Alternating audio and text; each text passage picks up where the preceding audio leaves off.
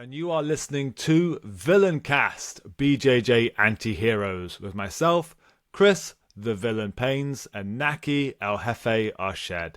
And welcome to Reap the Week. But first, a quick thank you to our members at In Theory BJJ, Concept-Driven Jiu-Jitsu. For fight commentary, technique and concept videos, private coaching, monthly webinars and Q&A sessions, please visit www.patreon.com/InTheoryBJJ. Hey, Nak. It's been a while. Yeah, it has. It's 2 been weeks. a while. And the rest, I think, might have been longer. Yeah, because I think I did Josh the week before, didn't I? Yeah, 3 weeks. So, yeah, it's been 3 weeks. Weren't you feeling a bit ill the week before or something? Yeah, then it was Eid. Yeah. Yeah, it's been a while then. And then you on holiday 1 week as well, so yeah, it totted up. Dude, well, it's okay. Yeah, so there was the week with Josh, and then I think you were ill the week before, so we're finally back. Finally. Back together now, though, are we? Feeling better? Yes. Fantastic. So it was the eco camp over the weekend. I will go to mute. There are points I'd like to talk about. There are questions on those points.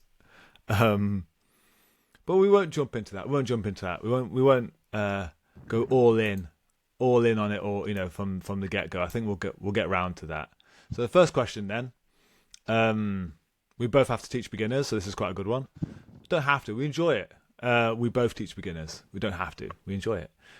Biggest tip for starting BJJ? You're going to get hurt. Your first 6 months are going to be really, really hard because your body's going to adjust. You're going to want to give up a lot. But like we always say, it's not for everyone. So if you turn up and you get smashed up, which you will, and your natural instinct is to say, look, I can't do this. Just accept it. Try maybe once more, and then if you think that it's not for you, come to the decision, because then it's gonna be hard for you to carry on, because it's one of them things that you either stay around to get beat up enough because it's like a fix for you because you become an addict, or if you're some kind of like person who just finds something and what's the answer, you want to solve this puzzle and you just go into the pursuit of solving it. But there's no point getting yourself beat up every day, I'll tell you that, unless there's something wrong with you. We have said that before, as in, you can almost tell on the faces of those who come in like, oh, you're going to be around a while because you're insane. And those who come in and you think, no, you may not be here. We had quite a few over the years who said they wanted to do X, Y, and Z, and they've lasted 2 weeks. I know. It's not for everyone. So the biggest tip I'd say for starting jiu-jitsu is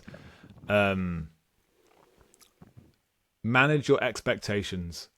I think one of the problems is that, especially, I can't really talk from the female perspective, although, I have said over the years it's the great equalizer. So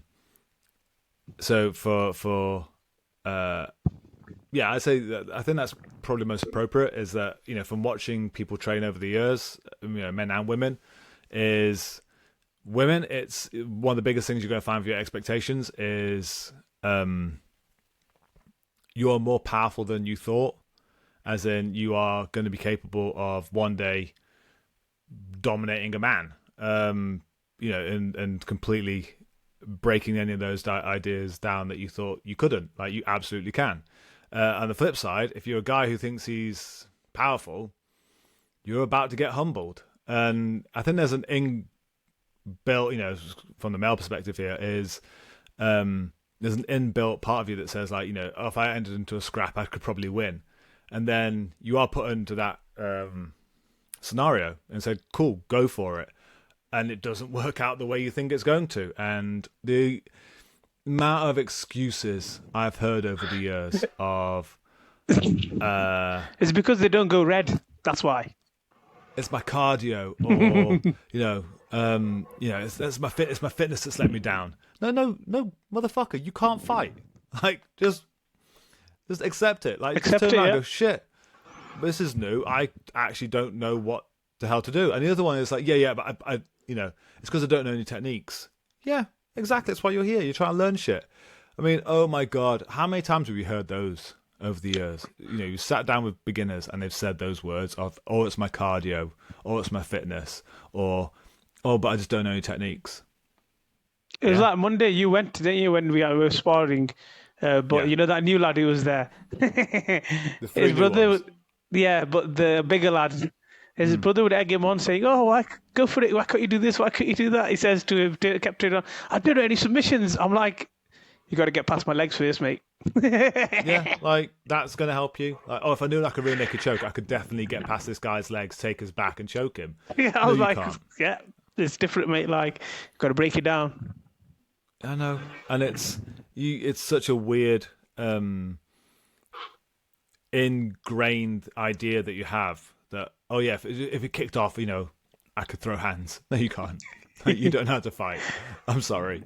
And that's what makes it the equalizer. As in, if you can accept that, biggest tip for starting jiu-jitsu, if you can accept, like, right. I mean, they tell you about get rid of your ego. I wouldn't say get rid of your ego because you need your ego that's going to make you want to push and get better. Like your ego is an important thing. It's be okay being humbled. Like be okay being like having your ass shown. Essentially, like cool. Yeah, I don't know shit. Like that's why I'm here. Like I'm paying you to teach me shit because I don't know shit. Otherwise, if I knew shit, I wouldn't need to be here. But again, on the flip side, for women starting jiu-jitsu, I'd say yeah, it's going to be intense, but it's the great equalizer. I remember Kate when she started, and the first time she submitted the new guys, and she just looked at me like, "Oh my God, like I can do what now?" It's like yeah, like you never thought you'd be capable of fighting, and here you are winning. Like yes, exactly. So yeah, any kind of thoughts on your expectations? I'd say that is probably the biggest tip for starting jiu-jitsu is like it doesn't matter how fit you think you are, you're not fit for jiu-jitsu. We've had all manner of people come through the doors. They're not fit enough for jiu-jitsu. As much as you think you can like get down and fight, no, you can't. You don't know what you're doing. Like no one has a grappler's chance.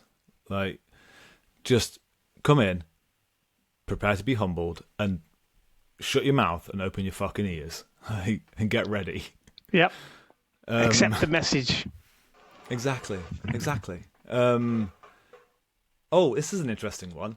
So Okay. I think someone, somewhere, or something, it may have kicked off like, so, paraphrased, please explain why you said that side control doesn't work.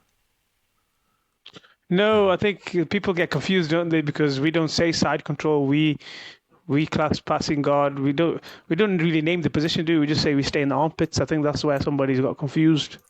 Well, no, I think side control as it's taught, and this is where Yeah, it it's kind of wrong. comes from, is, yeah, as in, well, no, I think it's wrong on a few levels. Is that the first one is just because you got past the legs doesn't mean you got past the guard. As in, to get control is a completely different beast. And if people know how to defend, even Preet style of just covering up, that's going to kill your side control. And even I remember Christian saying it after he started playing a lot more of side, with Running Man and everything. It's like to then ask people to open up the other person's arm. Like, okay, well, ignore everything we just said about covering up the armpits. I'm going to need you to now open up the armpits and climb in here. Like, but why? Who would have let me in here? And so it becomes a lot more freeform of just controlling the spine, controlling the armpits, etc. It's not just that straight pin. But also that pin doesn't really exist outside of jiu-jitsu. There's a reason why wrestlers and judokas use scarfold. Because holding someone down in regular side control is really fucking hard when they want to try and stand up. And so to think that you're going to get past their legs and get to side without A, them going into a defensive posture, or B, getting the fuck up. Like, you can't just teach side control from the get-go. It doesn't exist as a position as it's currently taught. It Yeah. has to be wildly adapted. And it's that idea of certain things in jiu-jitsu only exist because of that's the way it's kind of always been. Like back control, I've been doing that a lot recently with a few people. Like the idea of polishing a turd. Like back control is back guard, and it's a terrible position. It's really hard to maintain.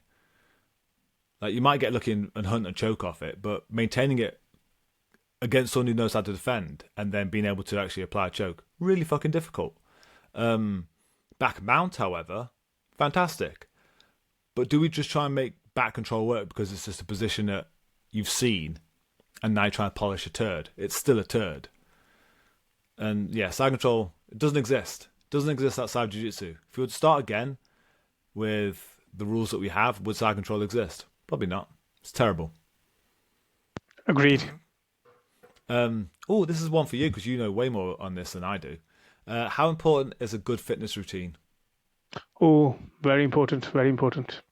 Very important because I was having this debate with someone the other day. And you know how you guys get a lot of these people saying like, because guys like Marcelo Garcia didn't do much strength and conditioning. They were just always rolling. And he became the greatest of all time and all that other stuff. But if you look since then, like when the guys who are doing the rolling and who are fitter and stronger are like, arguably a lot of the mid-level guys would probably beat Marcelo Garcia right now because his style has changed completely. I know a lot of people might disagree with that, but it's just like MMA. The way MMA has evolved, submission grappling or jiu-jitsu, whatever you want to call it, has evolved. Like white belts now, 6 months or a year in, are such a crazy standard nowadays. Whereas me, I'm only 9 years in, and you're not too far before that. Like it's so different. Like these guys are so much better because it's especially our gym. Because I've seen it firsthand, and people I teach, we don't teach them a lot of the bullshit stuff that we were taught, or we were expected to just keep drilling, and still till this day we don't use most of the stuff that we used. But I think it goes into the whole: if you're stronger and fitter, your recovery is better. You can train more, you can train harder for longer, and just in general, you're stronger, and so your joints are stronger, you're fitter, and I think rolling all the time can sometimes get boring as well. I know as much as we love the sport and we do it every day, but I think sometimes it's like, okay, I want to do something that's active and will help me in my sport, but I don't want to roll. Not today. Well, yeah, I mean that's the thing. Like outside of because of all the videos and all the stuff I do online, and then all the privates and the classes and everything else, like I do enjoy stepping away from jiu-jitsu, and I think its balance is important. I've been in this game for 15 years now, which is not a small amount of time. And aside from the pandemic, I've taken 1 week off in 15 years. So, shut up, Naq. Yeah, we all had the pandemic off. Like we were not allowed to do anything. No. Yeah, so. It's open secrets right now, isn't it? I didn't think it was a secret. No, there were the rules where they can't train. Yeah, we didn't have any parties. Mate, if the government can do it, anybody can. Like, yeah. I'd say that. Oh no, as in just boil it down. It's a sport, and in any other sport, would you be able to do your sport without being fit? Exactly. Like, okay, you're an amazing footballer, but go run for 90 minutes. Oh, yeah, but I could just rely on my skill. No, you can't. Go run for 90 minutes. How do you feel now? I'm fucked. Yeah, cool. And this is like, a few of the guys recently have been, who want to get good at who are competing and everything like that, doesn't matter how good your talent is, if you can't get out of fucking bed in the morning and push yourself, it doesn't mean shit. And that's things like, back when I was taking this seriously and I first walked into jiu-jitsu and I got my ass kicked, I couldn't run more than a mile. I'd never run more than a mile. I couldn't swim. I once dropped 50 kilo on a bench press on myself and had to have some dude one-handed deadlift it off me. I had no strength and no cardio. but then I'd wake up at 5 a.m, go to the gym for 6, go swimming for 7, and eventually within 6 months I was doing a mile of a morning, go to work for 9, work until lunchtime, go back to swimming for another mile, work in the afternoon, go jiu-jitsu, go to the gym, go do a 4 mile run, sleep. And like I was fucking hungry. I wanted to succeed in this fucking sport. If I couldn't do jiu-jitsu, I was going to make sure I was athletically better. And so at the same time, I'm like, okay, well, I didn't really have any instruction, so I was just winging it. I was buying every book I could find, watching as many videos as I could, and training every hour that I could find to get better at this. And then if you're turning around to me and just thinking, oh, you can just coast your way and do a couple of competitions and you're going to get to these places, like, fuck are you? Like, talent, fantastic. But if you haven't got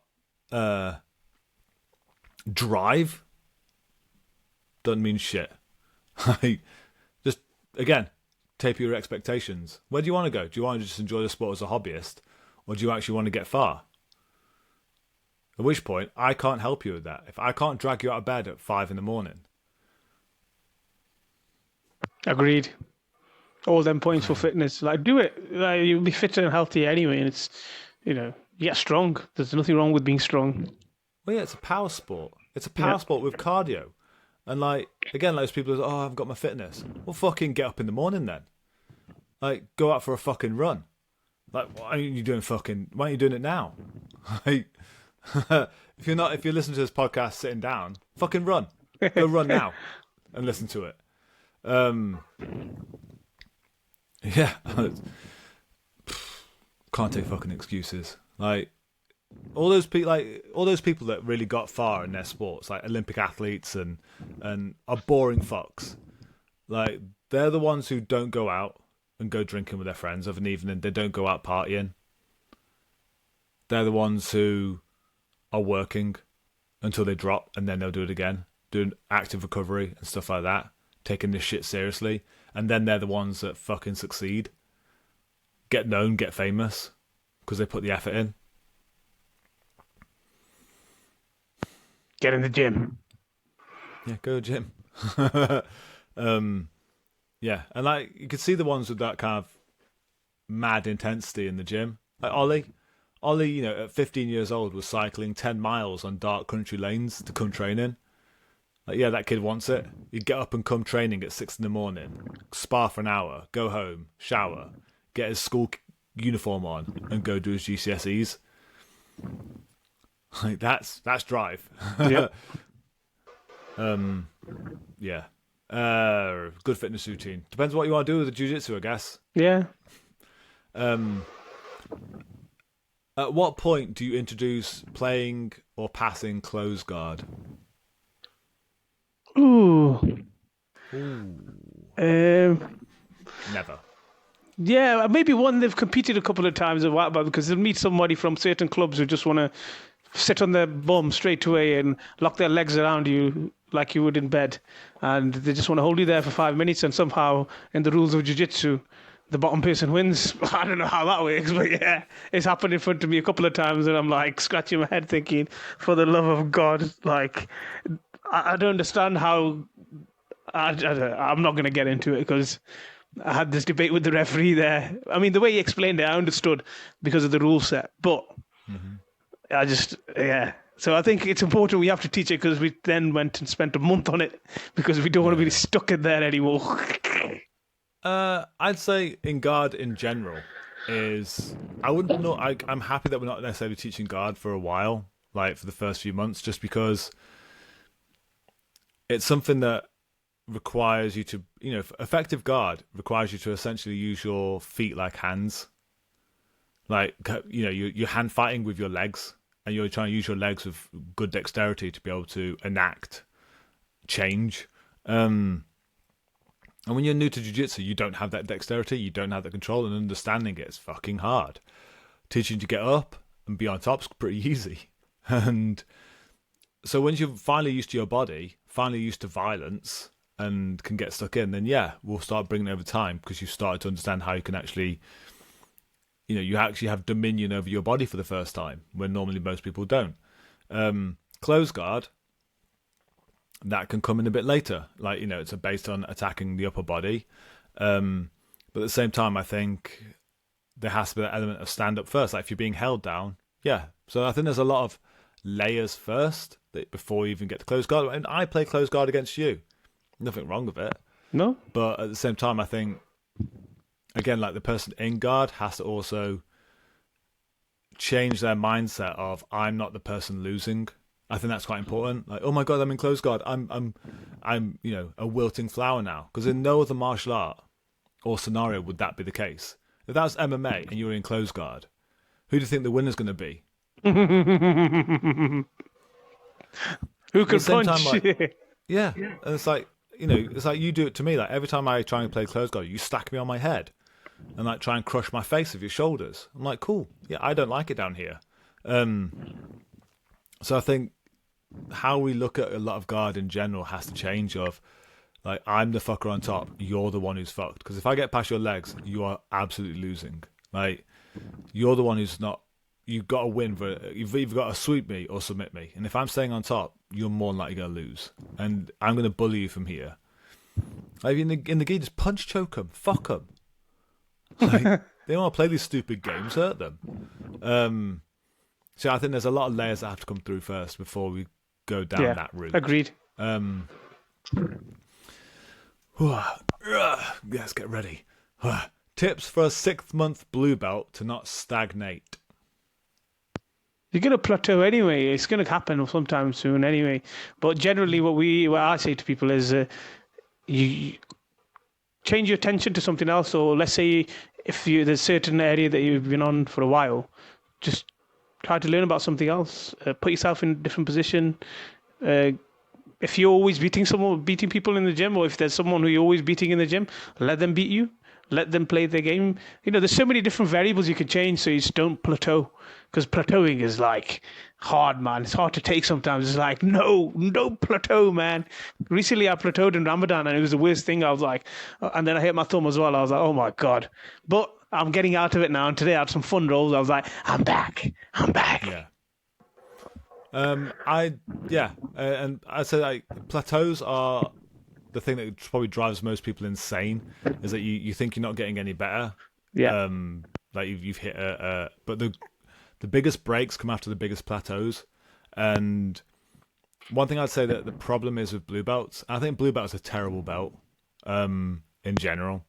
And also the reason I had a conversation with one of our blue belts recently, and I won't tell you who, but you can probably guess when you hear it, is that when you first get your blue belt, you're essentially a good white belt. By the time you finish your blue belt and you're a purple belt, going into purple belt, you're someone who knows enough about jiu-jitsu that you can throw like issues at black belts. That's a jump and a half. And the problem with the blue belt is the first time you get that bit of coloured cloth on your body and you're like, oh my God, I'm not one of those basic bitches anymore. I'm not a white belt. Is that you're developing A game, and then you won't step out of your A game because you don't want to look like an idiot, like you're not deserving of your blue belt anymore. And you can end up having these really sharp A games. Like a good blue belt with sharp A games is a decent person to play with. The problem is that you're supposed to be someone who understands all of jiu-jitsu by the time you get to purple belt. You're not lost. Yeah, I love blue belts with sharp A games because I can take them ever so slightly adjacent to their A game and they die. They're white belted again. And so as a tip for a blue belt to not stagnate, like, don't be a fucking blue belt about it. Yeah, don't be cocky about it. Yeah, like expand your horizons. Yes, because there's no way you're going to break any plateaus or get to purple belt or anything like that if you don't humble yourself again and go, you know what? I'm a good white belt right now. Yeah. I don't know shit. In a weird way, injuries, when you get like a semi-injury, that's not too serious to keep you out, but you can't use it for a while. Yeah. And it's, let's say it's your strength as well. Like, for example, a choke you do with your right hand, or a way you grab or arm drag with your right hand. Like, when that power goes away, like Yeah. that is like a weird, but another way of you're not plateauing, because you're forced to now do different things if you want to carry the sport on, you know what I mean? Or if you want to carry on training. Exactly. And the only way I'd say I've plateaued less as a black belt, just because, and you can tell me if this sounds familiar. I don't give a shit anymore. Like, the belt doesn't mean anything. I've got nothing to prove to anyone. Yeah. I'm a black belt. Like, go on, take it from me. My cold, dead hands. And because of that, I'm more willing to try stuff. Like, cool, if I fail, who gives a fuck? Every other belt I cared more, and I think that slowed me down. And, like I said, this conversation came around with one of our blue belts who has stagnated quite heavily because he's got a very, very sharp A game. Can catch me and you on occasion. Does he want his purple belt? Is that what it is? It's someone who's wanted it, yeah. And I've said, I know, I've heard the conversation. Dude, you're really good at what you do, but you're shit everywhere else. Yeah. So you know what? You need to stop playing your A game for a bit and go explore. Try something else. Be different. Like, if you do a lot of no-gi, put a gi on, or vice versa. If you play a lot of guard, play on top now. If you don't play any legs, stop playing them. Like, explore jiu-jitsu for a bit. That's going to stop you from stagnating. Stop getting into your own head and thinking, I can't lose, because then people won't believe I'm a blue belt. Agreed. We'll do the next question because it's going to come up later. There's a question of where to get a crash course on the new defensive postures. They're being recorded on In Theory BJJ Concept Driven Jiu-Jitsu. I highly recommend checking it out. I know, yeah. A new look. The Running Man, just a much simpler way of playing it. Last question before we get into the big one. How should I balance stand-up and leg locks to get better at both?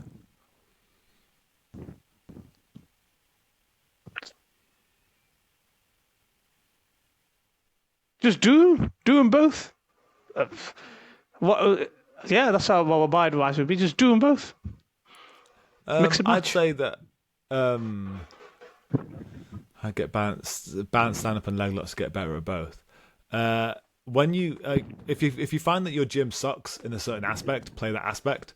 And once everyone in the gym starts dealing with that aspect, like when we were getting up a lot,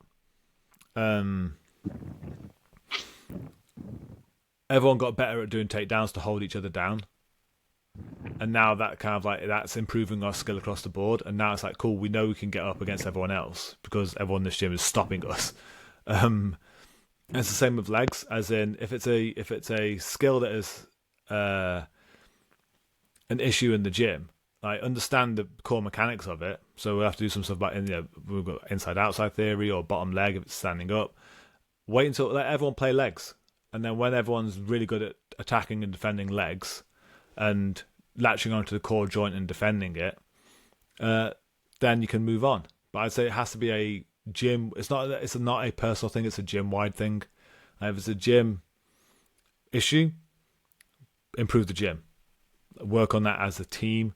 Bring it into your, change up your rolling patterns. And we're going to talk about this in a minute. Until that gets fixed. And that then brings us on to the last one. So someone asked, highlight from the eco camp. Do eco camps work? And basic concept for designing eco drills. And what was the linked question? Sorry. So it goes into how should I balance stand-up and leg locks to get better at both. With eco? So, okay. No, don't put me on the spot with eco because they'll all fall out with me. So listening to Ed speak at this camp I was just at in Florence and I'm going to play both sides of this, he made some really good points, is that eco's the idea of in a basic nutshell, letting people figure shit out for themselves, and you kind of guide them, via the games you play to then figure these things out. Like he was doing a drill there where you want them to. He said like, I want you to pick up the other person's leg and hold on to it as long as you can, and then it'll be a case of you mix in some drills and look here. Now they figured out they don't want to have their head low. I'm like, okay, yeah. So it was giving them wrestling-esque drills to like fix certain aspects of what they're doing. I'm not, he's someone who is academically versed. I'm not going to pretend I am. But I'm someone who likes non-linear styles of training, like outside the norm. So the idea of, on a basic level, creating games to create certain reactions is what we do anyway. So if I'm, say if I want to get, have people improve holding each other down, I'm going to play that game of, right, person in guard, you stand up. Person on the floor, you hold them down. Let's see what happens. And then leave them to it.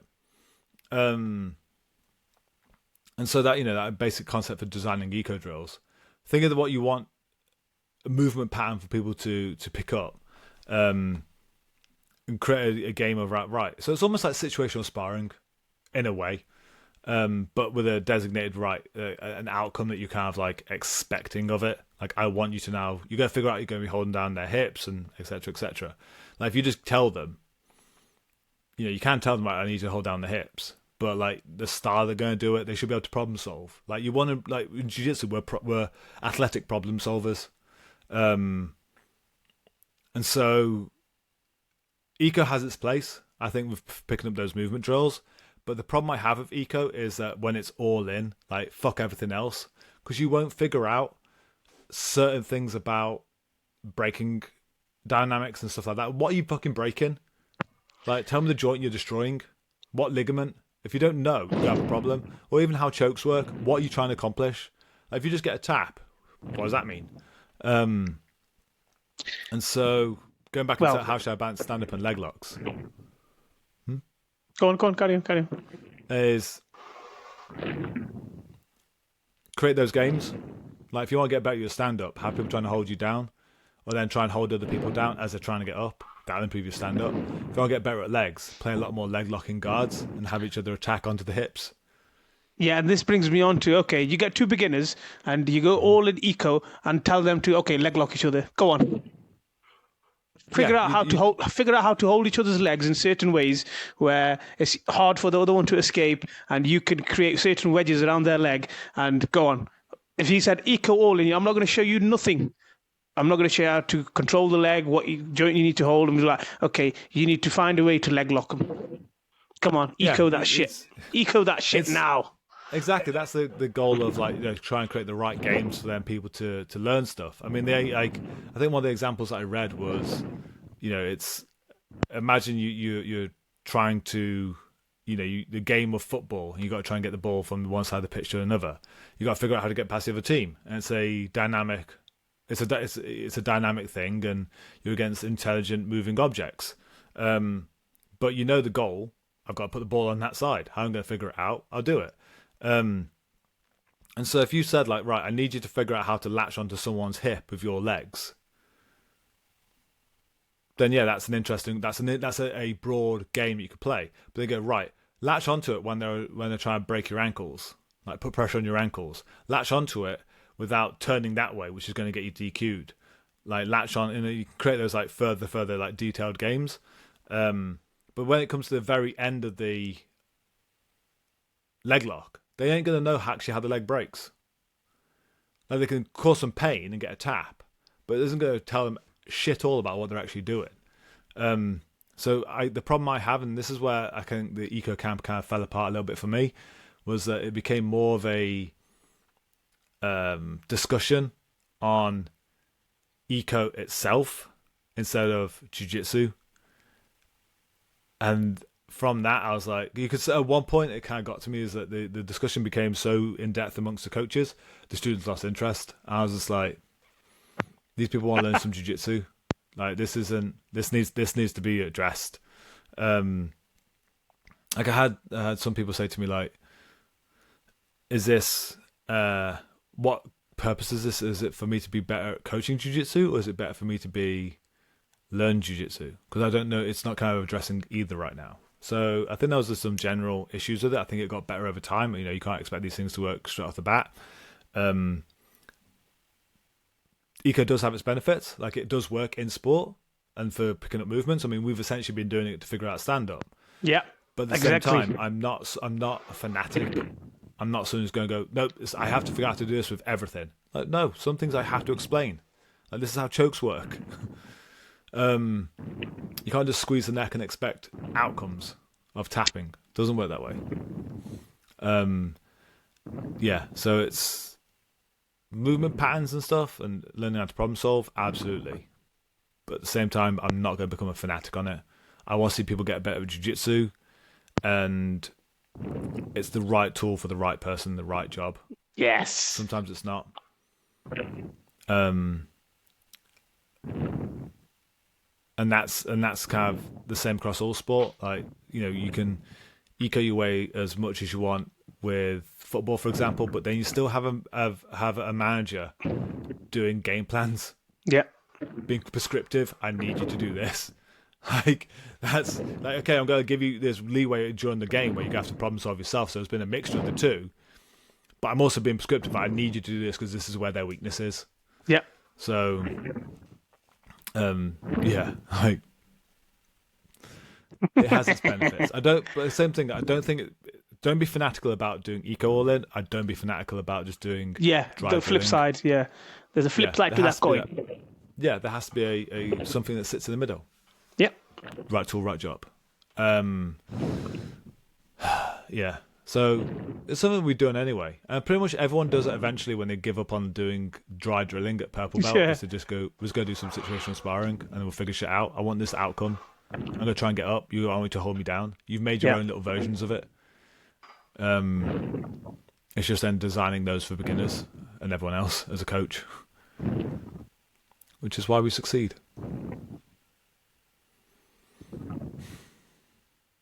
Moment of silence for that. Yeah, moment of silence. There's further things, but I ain't putting those on a podcast. I don't want to have my voice recorded. I want to hear them though tomorrow. It was interesting. I learned a lot. Good.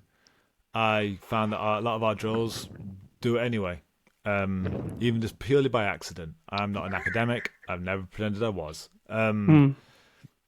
I just give a shit about people getting better at jiu-jitsu, and I'm not afraid to go, that's fucking stupid. That's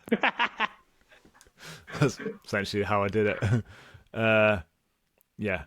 Any final thoughts, Naq? Now we're back. Yeah. Fuck eco. No, I mean... Fuck eco. No, yeah. I mean, you're right. It has its place. And, yeah. I'm looking forward to the next few podcasts because I think this eco thing is going to come out again because of this camp. I think more people are going to be talking about it again. I'd say it was interesting doing the camp and learning ideas on how to incorporate the ideas of it and seeing like, okay, well, this is how it kind of makes sense. But at the same time, I think there has to be, I mean, from what we're hearing on Discord, there's been a lot of discussion of people just like, had become those pure eco and stuff like that. I'm like, does it even fucking matter?